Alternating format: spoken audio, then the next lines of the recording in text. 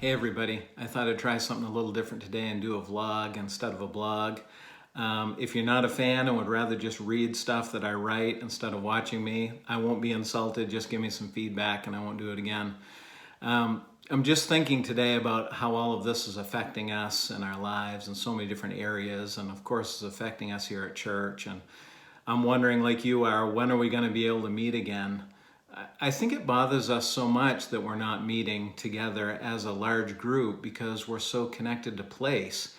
Even our church, without a building, we still connect it to the high school. I even call it church sometimes, and probably you do too, because that's where we gather and sing and teach and hang out and encourage each other.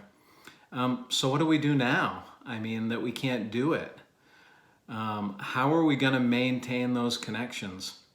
It makes me think of a verse in John chapter 4 when Jesus is talking to a woman who is far from God.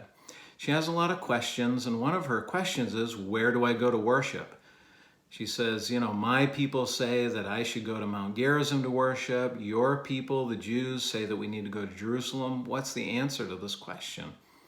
And Jesus responds in John 4:24 by saying this: God is spirit, and those who worship him must worship in spirit and truth. What does that mean? Well, it means that God is not connected to time or place. And when he says we must worship in spirit, he's not talking about the Holy Spirit, he's talking about the human spirit. He's talking about our hearts. We must worship sincerely, not ritualistically. And when we think of it that way, what's happening right now might be good for us in this regard, because we're so used to getting up on Sunday morning, driving to the high school, sitting in that room and the band leading us in some songs and somebody teaching. This is really different, isn't it?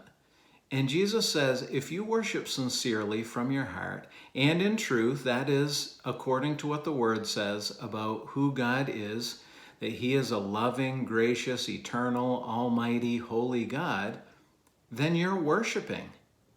And I want to encourage you to continue to do that, even though we're not together. Stay connected to God.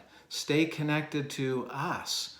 Send us text, make a phone call, shoot out an email, put a Zoom meeting together for your small group.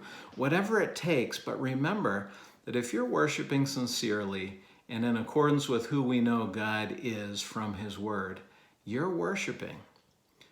I miss meeting with you guys. I'm praying for you. Can't wait till we can all be together again. Remember, God's in control.